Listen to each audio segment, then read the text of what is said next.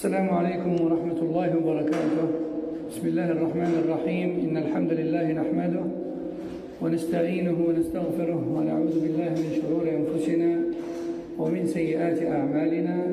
من يهده الله فلا مضل له ومن يضلل فلا هادي له، وأشهد أن لا إله إلا الله وحده لا شريك له، وأشهد أن محمدا عبده ورسوله صلى الله وسلم وبارك عليه وعلى آله وصحبه أجمعين. يا أيها الذين آمنوا اتقوا الله حق تقاته ولا تموتن إلا وأنتم مسلمون. يا أيها الناس اتقوا ربكم الذي خلقكم من نفس واحدة وخلق منها زوجها وبث منهما رجالا كثيرا ونساء، واتقوا الله الذي تساءلون به والأرحام إن الله كان عليكم رقيبا. يا أيها الذين آمنوا اتقوا الله وقولوا قولا سديدا يصلح لكم أعمالكم ويغفر لكم ذنوبكم، ومن يطع الله ورسوله فقد فاز فوزا عظيما. أما بعد، فإن خير الكلام كلام الله، وخير الهدي هدي محمد صلى الله عليه وسلم، وشر الأمور محدثاتها، وكل محدثة بدعة، وكل بدعة ضلالة، وكل ضلالة في النار. أما بعد، فما زلنا مع صلاة الجماعة. قال الشيخ صالح الفوزان حفظه الله، قال: وقد توعد الله من عطل المساجد ومنع إقامة الصلاة فيها، فقال تعالى: ومن أظلم ممن منع مساجد الله أن يذكر فيها اسمه وسعى في خرابها، أولئك ما كان لهم أن يدخلوها إلا خائفين، لهم في الدنيا خزي ولهم في الآخرة عذاب عظيم. Cheikh Al-Fawzan hafidahullah nous dit, dans le Coran, Allah tabaraka wa ta'ala a menacé d'humiliation et de châtiment dur quiconque cause la fermeture des mosquées ou empêche les gens d'adorer Allah au sein des mosquées. Il a dit tabaraka wa ta'ala dans Sourate Al-Baqarah, verset 114, qui a pour sens: et qui est donc plus injuste que celui qui empêche les gens de se rendre à la mosquée et d'y évoquer le nom d'Allah, ou encore qui participe au tort causé à la mosquée. Ceux-là n'y entrent que le cœur rempli de peur. Et Allah les châtie par une peur permanente qu'ils ressentent en eux. Ils auront dans la vie d'ici-bas une humiliation, et dans le-delà un grand châtiment. Donc, causer du tort aux fidèles d'une mosquée ou à la mosquée en elle-même, directement ou indirectement, est un grave péché. Ou sa'a fi kharabiha, ou qui cause du tort à la mosquée. Et beaucoup de choses causent du tort à la mosquée, subhanallah. Surtout dans un pays non musulman, où la mosquée et ses fidèles sont considérés comme étranges et étrangers, là ou dans le quartier où elle se trouve. طيب، قال الشيخ: وفي إقامة صلاة الجماعة خارج المسجد تعطيل للمساجد أو تقليل من المصلين فيها، وبالتالي يكون في ذلك تقليل من أهمية الصلاة في النفوس. والله تعالى يقول: في بيوت أذن الله أن ترفع ويذكر فيها اسمه، وهذا يشمل رفعها حسيا ومعنويا، فكل ذلك مطلوب. Cheikh Al-Fawzan hafidahullah nous dit: le fait d'accomplir la prière en dehors de la mosquée, même si c'est en groupe, est une manière indirecte de déchuer la mosquée du but pour lequel elle a été mise en place. Et celui qui est dans l'obligation de prier à la mosquée, c'est-à-dire qui est à proximité, c'est un homme, etc., etc., et qui volontairement prie là où il est. C'est une manière indirecte de déchuer la mosquée du but pour lequel elle a été mise en place. Et c'est une chose interdite. Et ce, même s'il prie en groupe là où il est. Celui qui a le téléphone qui sonne, s'il peut le mettre en silencieux, s'il vous plaît. Et ce, même s'il prie en groupe.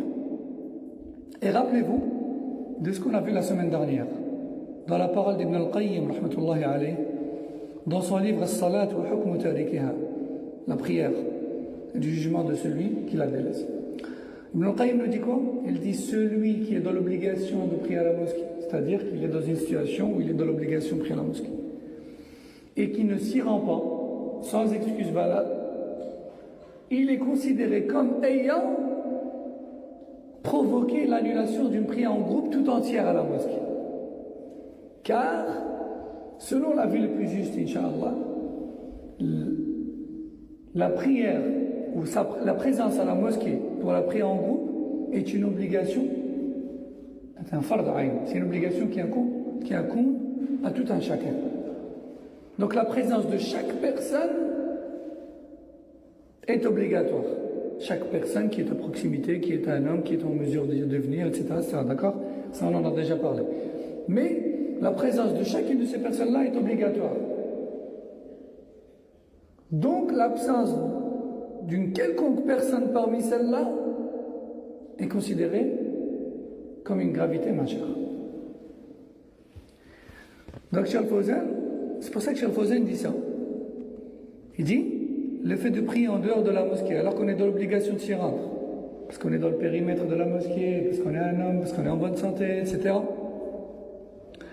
c'est une manière indirecte de quoi? De déchuer la mosquée de ce pourquoi elle a été mise en place. Et on a vu juste avant que c'est grave de déchuer la mosquée de ce pourquoi elle a été mise en place, que ce soit en partie ou totalement. Non. قال المؤلف لكن إذا دعت حاجة لإقامة صلاة الجماعة خارج المسجد كأن يكون المصلون موظفين في دائرتهم أو في مجمع عملهم، وإذا صلوا في مكانهم كان أحزم للعمل، وكان في ذلك إلزام الموظفين بحضور الصلاة وإقامتها، ولا يتعطل من جراء ذلك المسجد الذي حولهم لوجود من يصلي فيه غيره، لعله في تلك الحال ونظرا لهذه المبررات لا يكون عليهم حرج في الصلاة في دائرته. L'auteur, rahmahullah, nous dit, mais s'il y a une raison valable qui pousse les personnes à accomplir la prière en groupe en dehors de la mosquée, comme le fait qu'ils soient employés dans une boîte, par exemple, et qu'ils ont un lieu de prière sur leur lieu de travail, et que le fait d'organiser la prière en groupe sur leur lieu de travail leur permettra de mieux faire leur travail et aussi les empêchera d'esquiver la prière et en groupe. Hein, parce qu'il y a des personnes, si tu lui dis bah, pendant la prière c'est la pause, tu peux y aller, peut-être qu'il ne va même pas aller à la mosquée, ça, peut-être qu'il va aller fumer une cigarette dehors, ou là il va aller se balader, ou là il ne va pas aller prier. Par contre, si tu dis attention, là c'est l'heure de la prière, on s'arrête exceptionnellement 10 minutes, faites les ablutions, on prie, on rentre. Hein? Même si à la base il n'avait pas envie de prier, il préfère prendre une pause 10 minutes, venir prier avec toi dans le musalla, plutôt que de rester en poste de travail. Ça, c'est vrai ou pas? C'est vrai, c'est la triste réalité.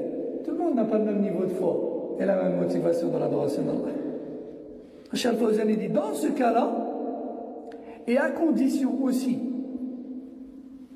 que les mosquées du quartier ne soient pas toutes désertées à cause de cette raison-là, condition qu'il y ait des gens qui peuplent la mosquée du quartier, alors dans ce cas-là, et avec tous ces éléments-là, il se pourrait, cher, il ne tranche pas à 100%, il se pourrait que la prière en groupe en dehors de la mosquée pour ces employés-là soit une exception à la règle. Mais en dehors de ça, le musulman est pris où? À la mosquée.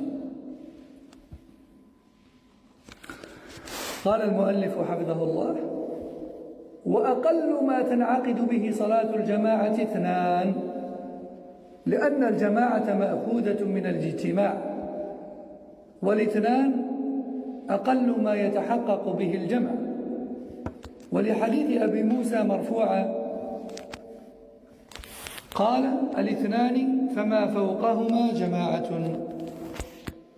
رواه ابن ماجه والحاكم في مستدركه ولحديث من يتصدق على هذا فقام رجل فصلى معه فقال هذان جماعة رواه أحمد والطبراني وأخرج هذه القصة أبو داود والترمذي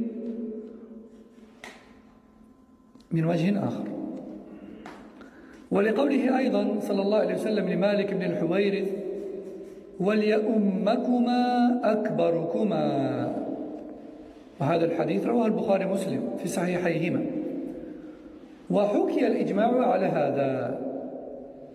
Donc l'auteur hafidahullah nous dit le nombre minimum pour qu'une prière en commun soit considérée, pour qu'une prière soit en commun, pour que ce soit une prière en groupe, c'est 2.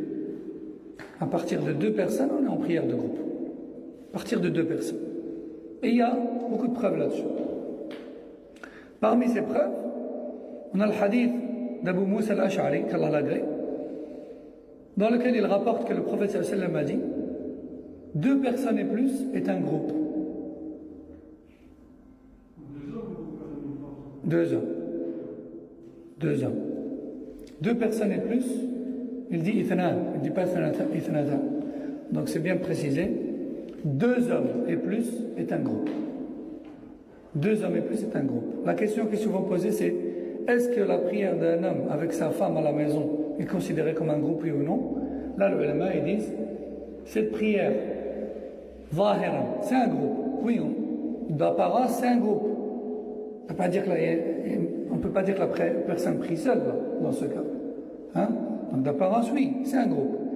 Mais est-ce que ce groupe-là, le groupe que forme ce couple, un homme et une femme, est-ce qu'il donne droit à la récompense d'un groupe, 25 fois ou 27 fois la récompense? La réponse est non. La réponse est non. Cheikh Al-Fawzan, Cheikh Al-Uthaymin, d'autres disent que non. Parce que la femme, elle n'a pas le même degré qu'un homme. Comme vous savez, dans beaucoup d'ahkam en islam, notamment par exemple dans le shahada, dans le témoignage d'une femme vaut la moitié de celui d'un homme. Hein? Allah Azza wa Jalla dit que pour égaler le témoignage d'un homme, il faut le témoignage de 2 femmes. D'accord? Et dans certaines situations, comme par exemple l'accusation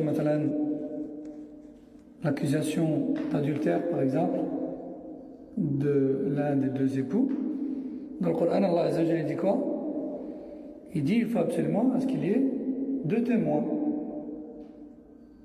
D'accord? رجل وامرأتان نعم فإن لم يكونا رجلان فرجل وامرأتان. Donc, il dit il faut absolument qu'il y ait 2 témoins. Et si ce n'est pas 2 hommes, si les témoins ce ne sont pas des hommes, alors رجل وامرأتان, un homme et 2 femmes.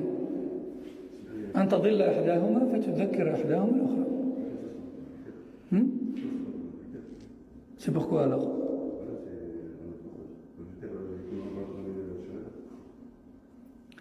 نعم ممكن صحيح. peux vérifier tout de suite. Jazakallah khair.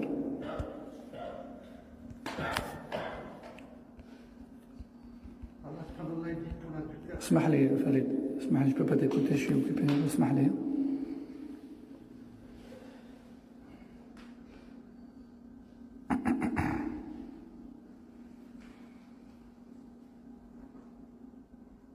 Non, ça c'est dans le dayn, barakallahu fik. C'est dans le... Ce que j'ai cité là, c'est dans les dettes, dans l'endettement. Quand on emprunte de l'argent à quelqu'un, il est recommandé de prendre 2 témoins. Et si ce n'est pas 2 témoins hommes, alors un témoin homme et 2 femmes. Et donc, par rapport à l'adultère, donc...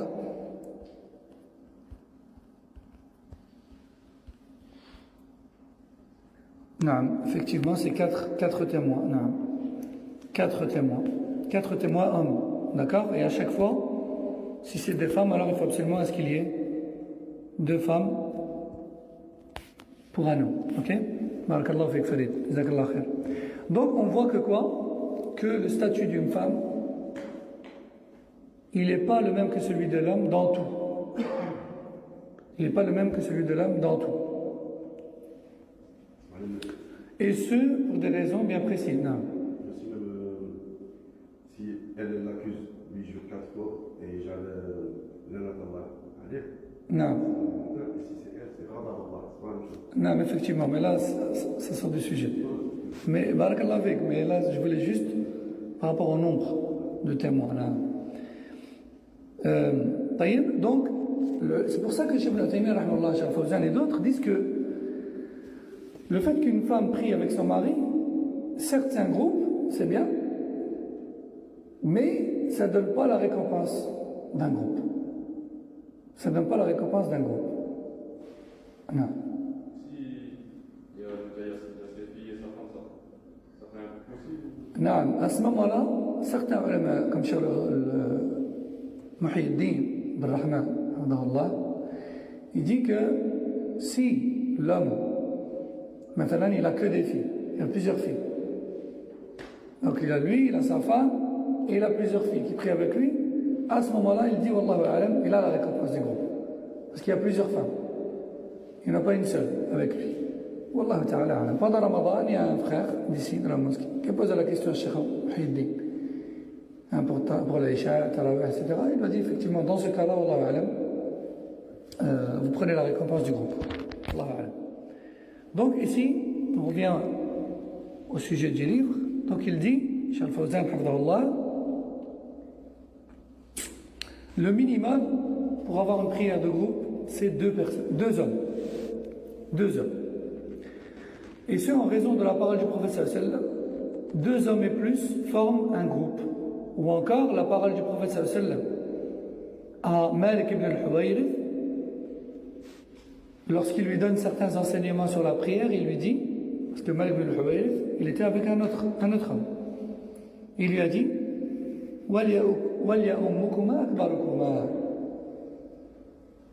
et que le plus grand d'entre vous, ou le plus âgé d'entre vous deux, dirige donc la prière. Dirige donc la prière. Et aussi, Cheikh Fawzan nous dit, et ce sujet fait l'unanimité. Ou plutôt, pour être plus précis, un consensus a été rapporté à ce sujet. Un consensus a été rapporté à ce sujet. Et le consensus, ça ne veut pas dire que tous les savants de l'islam, sans exception, sont de cet avis. Quand on dit un consensus a été rapporté, ça veut dire qu'une certaine majorité de savants est de cet avis. Mais qu'il se pourrait que l'on trouve des avis autres. Mais un consensus a été rapporté sur le fait que le groupe est considéré comme tel à partir de 2 hommes. قال المؤلف ويباح للنساء حضور صلاة الجماعة في المساجد بإذن أزواجهن غير متطيبات وغير متبرجات بزينة مع التستر التام والابتعاد عن مخالطة الرجال ويكن وراء صفوف الرجال لحضورهن على عهد النبي صلى الله عليه وسلم، يعني بدليل حضورهن على عهد النبي صلى الله عليه وسلم. ويسن حضورهن مجالس الوعظ ومجالس العلم منفردات عن الرجال. ويسن لهن، ومعنى يسن هنا ليس معنى الاستحباب وإنما معنى المشروعية، لأن كلمة يسن قد تأتي بمعنى الاستحباب والندب، وتأتي في كلام العلماء بمعنى المشروعية، أن هذا مشروع وجائز لهن يعني. قال ويسن حضورهن مجالس الوعظ ومجالس العلم منفردات عن الرجال. ويسن لهن أن يصلين مع بعضهن جماعة منفردات عن الرجال، سواء كانت إمامتهن منهن أو يؤمهن رجل، لأن النبي صلى الله عليه وسلم أمر أم ورقة أن تجعل لها مؤذنا، مؤذنا، وأمرها أن تؤم أهل دارها. رواه أحمد وأهل السنن. وفعله غيرها من الصحابيات لعموم قوله صلى الله عليه وسلم تفضل صلاة الجماعة على صلاة الفذ ب27 درجة. رواه البخاري ومسلم. Ensuite, Cheikh Al-Fawzan Hafidhahullah nous parle de la présence des femmes à la mosquée. Et il dit, il est tout à fait permis pour les femmes d'accomplir la prière en groupe à la mosquée si elles ont l'autorisation de leurs époux. Et dans ce cas, elle sera dans la mosquée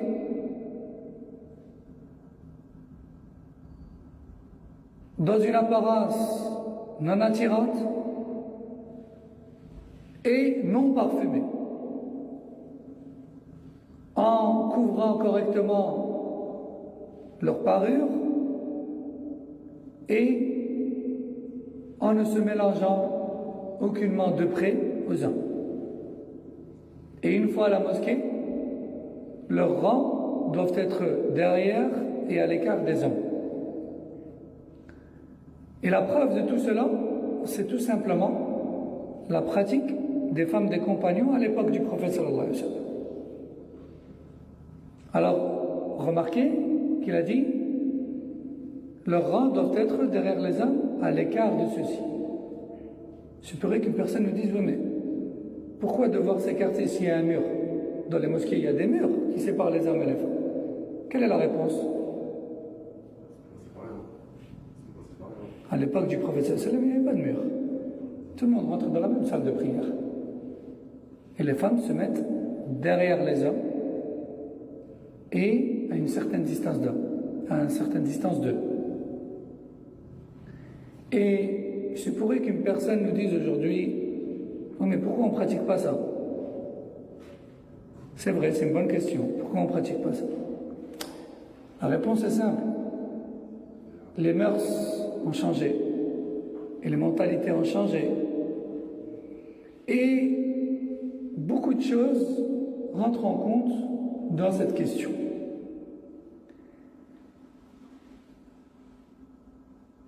Malheureusement, certaines sunan, on aimerait les pratiquer à notre époque, mais leur remise en place risquerait de causer beaucoup de fitna. Et cela nécessiterait un certain temps d'enseignement, d'éclaircissement, de préparation, d'éducation, avant de pouvoir le faire sans réprimande.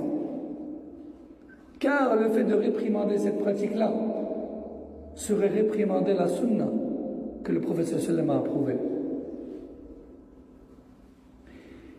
Et si on est à l'origine d'une critique de la pratique du prophète sallam et de ses compagnons, on est blâmable. On doit préparer les gens à cela et ne pas le faire subitement. Et qu'Allah nous facilite la concrétisation de cela un jour. Malheureusement, cette sunna est d'un côté méconnue pour beaucoup et d'un autre côté, beaucoup de gens, dû aux mentalités et aux éducations, ne sont pas prêts à accepter une telle chose. Et même nous, qui préférons sunna et qui la faisons, ou qui essayons du moins à la faire prévaloir sur toute chose, si on nous dit demain que nos femmes et nos filles et nos mères et nos sœurs viendraient prier directement derrière nous, en présence de tous les hommes du quartier et de la ville, et que si n'importe qui tournerait sa tête les verrait, à nous-mêmes ça nous fait quelque chose. Ça, là. Pourquoi? Parce qu'on a grandi dans cette optique-là, avec cette mentalité-là et cette éducation-là. On peut se contrôler soi-même et se dire attention, on va appliquer une sunna, tu ne tournes pas ta tête. Mais est-ce que tu peux, toi, imposer cette ambition-là et la semer dans le cœur de tous ceux qui sont présents avec toi à la mosquée? Bien sûr que non. Elle est là la complexité de la chose. Ou sinon c'est ça sunna. À l'époque du prophète sallam, dans la mosquée du prophète sallam, d'ailleurs elle est encore là cette porte, il y avait une porte qui s'appelait Bab al-Nisa, la porte des femmes, au fond de la mosquée. Quand les sahaba rentraient, se mettaient en rang, les femmes rentraient après eux. Et elles s'alignaient dans le fond. Et elles priaient avec les sahaba. Quand Rasul sallam saluait, tout le monde restait en position. Et tout le monde avait l'obligation de rester en position. Les femmes se levaient et elles partaient. Puis seulement après, les sahaba se levaient et partaient. Et Rasul sallam avait interdit à quiconque d'entrer ou de sortir par la porte des femmes, qui était ou qui donnait sur la même salle que tout le monde. C'est juste qu'il y avait une certaine éducation, un certain niveau de science, de pudeur, de crainte d'Allah et de respect de l'autre. Chose qui est malheureusement pas le cas de tout le monde aujourd'hui. Cette umma-là, c'était Sahaba. Umma d'aujourd'hui, c'est pas Sahaba. Qu'Allah nous corrige, on fait de notre mieux, mais celui qui avait le niveau de foi le plus bas autrefois, il était peut-être, wallah alam, plus haut que celui qui a le niveau le plus bas aujourd'hui. Peut-être. C'est pas peut-être, c'est sûr, même. Parce que nul n'atteint Sahaba dans le niveau de la foi. Nul n'atteint Sahaba dans le niveau de la foi. Certains salafs disaient même que la poussière qui se trouvait sur les sabots du cheval du dernier sahabi est meilleure que nous. Certains salafs disaient ça. Allahu Akbar, non, aussi. Donc ça c'était pour répondre à cette question, même si elle n'est pas dans les livres, mais c'était intéressant d'y répondre parce que beaucoup de gens nous disent parfois, j'ai appris que les femmes priaient à l'époque du prophète sallam directement derrière les hommes, pourquoi nous on ne fait pas ça, kada, on est salafiyyin, pourquoi on n'applique pas cette chose que les salafs faisaient, kada. Il y a beaucoup de choses que les salafs faisaient qu'on ne fait pas. Il y a des raisons. Il y a une mosquée qui le fait à ma connaissance, qui est Salafi Mosquée, à Birmingham. Salafi Mosquée à Birmingham, ils ont dans le fond de la mosquée un rideau, en tout cas à l'époque, à 10 ans d'ici, ils le faisaient. Ils ont dans le fond de la mosquée un rideau, et ce rideau est fermé. Et une fois que les hommes commencent la prière, les femmes elles sont derrière le rideau.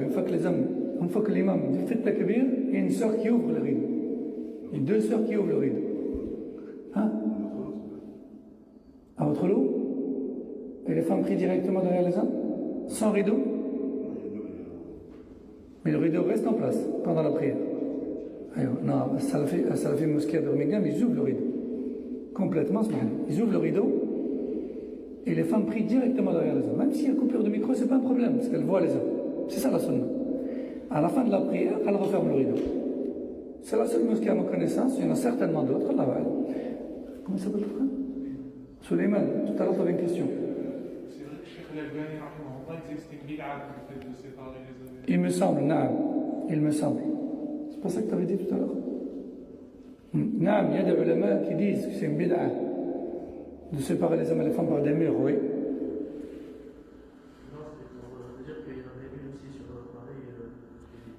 Masha'Allah, Masha'Allah. C'est ça la sunna.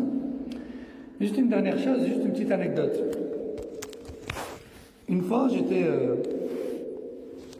en famille, en Belgique, dans une certaine région, et on s'est arrêté à Dhahr, dans une mosquée.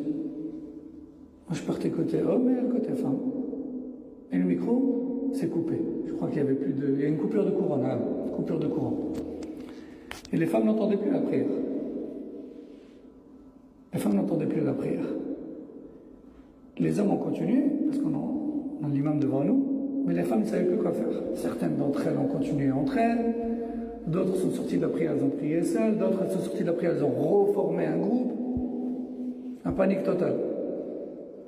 Et sur le champ, j'ai appelé un cheikh qui est décédé maintenant, rahimahullah ta'ala.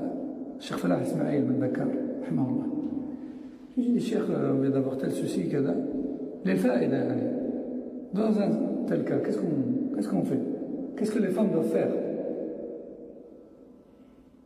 Et je lui ai raconté ce qu'elles ont fait. Et le cheikh ne m'a pas répondu à ma question. Il m'a dit, subhanallah, s'il y a une coupure de courant, elles ont qu'à regarder devant elles, qu'est-ce qui se passe? J'ai dit, cheikh, chez nous, les femmes, elles ne voient pas les hommes. Il m'a dit, même pas derrière un grillage en bois ou la kada, comme c'est le cas dans le golfe. Je lui ai dit, non, cheikh, elles ne voient pas, il y a un mur. C'est dans une autre pièce. Il m'a dit, subhanallah, c'est pas ça la sunna. Pourquoi vous faites ça? Je lui ai dit, cheikh, c'est pas moi. Je suis pas sage, je ne suis pas responsable. Il m'a dit dans ce cas-là, elle sort de la prière et elle continue seule. De toute manière, la femme n'est pas dans l'obligation de faire une prière en groupe. Sauf subhanallah, les problèmes que ça cause. Et les ulama disent, ما تركت سنة إلا وأنشأت بدعة ونشأت بدعة. وما تركت السنة إلا وحلت مشاكل. Les ulama disent, il n'y a pas une sunna qui est délaissée sans que, inévitablement, des innovations voient le jour. Parce que cette sunna, elle est faite pour consolider tous les éléments de la religion qui est parfaite. Tout doit être appliqué, sinon il va y avoir un problème quelque part. C'est une chaîne. Hein? C'est une chaîne. Les ulama disent, il n'y a pas une sunna qui est délaissée sans qu'une bid'a voit le jour derrière. Et sans que des problèmes s'en suivent. Et ça, c'est dans tous les domaines, remarquez. Dans le salat, dans le hajj, dans le zakat. Regardez par exemple zakat al-fitr. Tous les ans, on explique que zakat al-fitr, c'est en nourriture. Sur base des hadiths du prophète sallallahu alayhi wa sallam. Et tous les ans, il y en a qui disent, oui, maintenant, il y a des gens qui sont en galère, aujourd'hui, ils ont plus besoin d'argent. Et tous les ans, on leur dit, oui, mais à l'époque du prophète sallallahu alayhi wa sallam, les gens étaient encore plus en galère, il y avait déjà la pauvreté, il y avait déjà l'argent. Mais Allah, le prophète sallallahu alayhi wa sallam n'a pas changé l'ordre d'Allah. Et tous les ans, les gens qui font la zakat en argent, ils tombent dans un tas de problèmes. Hein? Oui, mais on a remarqué que quoi? Que finalement le sa', on peut très bien le former avec moins de 7 euros. Hein? Et celui qui a décidé de donner un sa' de poulet, par exemple, on va dire un sa' de bœuf, hein? Selon l'avis qui dit qu'on peut donner tout aliment en le pesant à l'ordre de 3 kilos, comme ça me dit l'ajnad da'im. Tu vois, mais si j'achète 3 kilos de viande, je dépasse largement 7 euros. Et les gens sont dans la confusion totale. Qu'est-ce qui a causé ça? Alors qu'à la base, c'est simple. Prends un sac de nourriture, ça s'arrête là, le problème est réglé. Ça, là. Mais comme il y a des bid'a qu'on fait le jour, 7 euros par-ci, 5 euros par-là, les gens se sont perdus. Pareil dans la salat, il y a des sujets comme ça. Et dans plein d'autres domaines. À chaque fois qu'on parle de ça, on fait des rappels, à chaque fois ils disent il y a divergence, il y a divergence. La divergence, elle n'est pas acceptée dans tout. Et la divergence, c'est pas c'est pas une excuse valable pour contredire l'ordre d'Allah et de son message. La divergence, elle n'est pas toujours déjà considérée. Et puis même lorsqu'elle est considérée parce que les savants divergent entre eux sur cette question-là, c'est pas parce qu'il y a divergence que tu prends la vie que tu veux. Tu dois mettre de côté tes passions et suivre la vie qui est basée sur les preuves authentiques les plus convaincantes.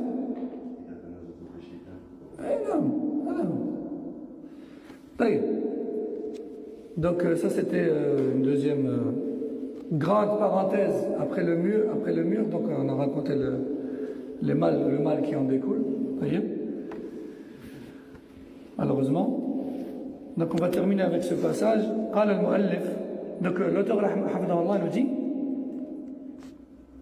donc il est permis aux femmes d'assister à la prière à la mosquée à condition qu'elles ne sortent pas de façon attirante, donc voilées correctement, pas parfumées, et ne pas se mélanger aux hommes et les bousculer, et vice versa d'ailleurs. Les hommes non plus ne doivent pas s'approcher des femmes et les bousculer, et qu'elles se placent en rang derrière les hommes et à distance d'eux.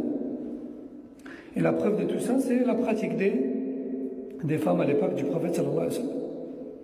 Il est également légiféré pour la femme d'assister aux conférences et aux exhortations et aux assises de sciences, qu'elles soient seules ou en groupe, à la mosquée. Bien sûr, en s'asseyant à l'écart des hommes. Remarquez que, subhanallah,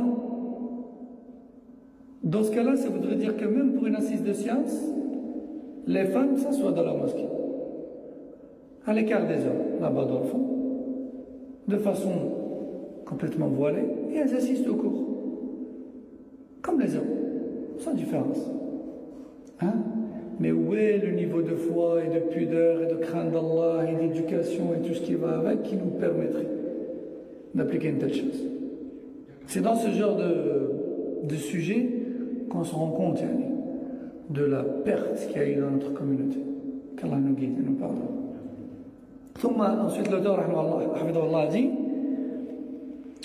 il est également tout à fait légiféré pour les femmes de prier en groupe entre elles,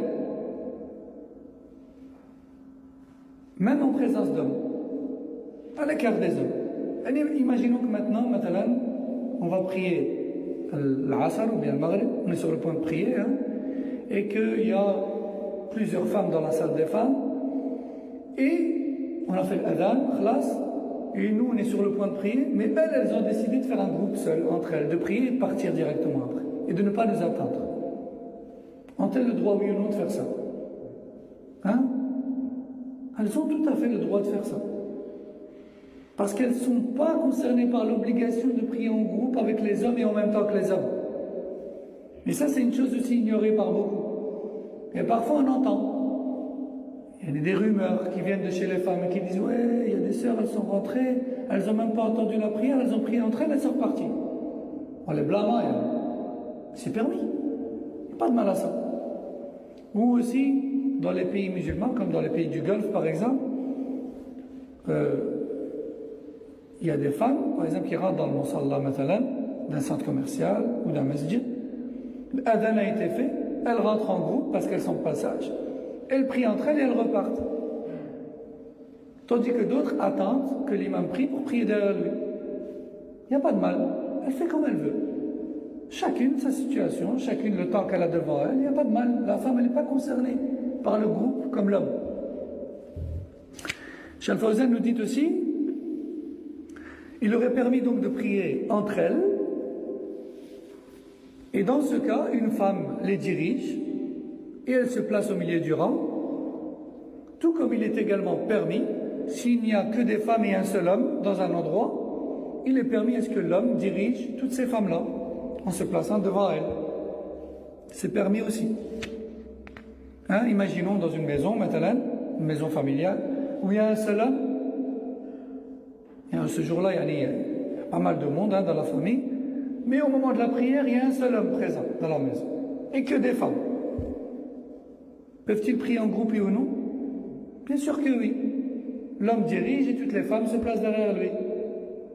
Tout comme c'est permis aussi que l'homme prie tout seul et que les femmes prient en groupe seul. Il n'y a pas de mal. Les femmes, quand elles prient toutes seules à la maison, elles ont aussi la récompense comme les hommes magiques ou pas? Non. Non. Mais Allah Azza wa Jal leur réserve une récompense autre qui comble cela. La chèque. Non, lui il a parlé de la récompense. Est-ce qu'elles ont la récompense comme les hommes, c'est-à-dire 27 fois ou 25 fois celle de la prière individuelle? Mais la femme, elle est, comme j'ai dit, Allah Azza wa Jal lui a réservé une récompense autre qui comble cela. Puisque le prophète sallam nous a clairement informé que la prière de la femme chez elle est meilleure que la mosquée. Mais il a également dit n'empêchez pas les femmes de se rendre à la mosquée. D'ailleurs, il faut savoir que certains compagnons, si je ne me trompe pas, Omar ibn al-Khattab, s'est disputé avec l'un de ses fils, car ce fils-là empêchait sa femme de se rendre à la mosquée. Et Omar ibn al-Khattab a blâmé son fils. Il lui a dit tu contredis l'ordre du prophète sallam. Le prophète sallam a interdit d'empêcher la femme d'aller à la mosquée. Dis-lui que c'est meilleur de prier chez elle, mais ne lui interdis pas, car c'est un péché, c'est une contradiction de l'ordre du prophète sallam. Non, et il s'est disputé avec son fils juste pour ça. Cette histoire est rapportée dans les recueils, les hadiths. Donc pour terminer, Cheikh Al-Fawzan dit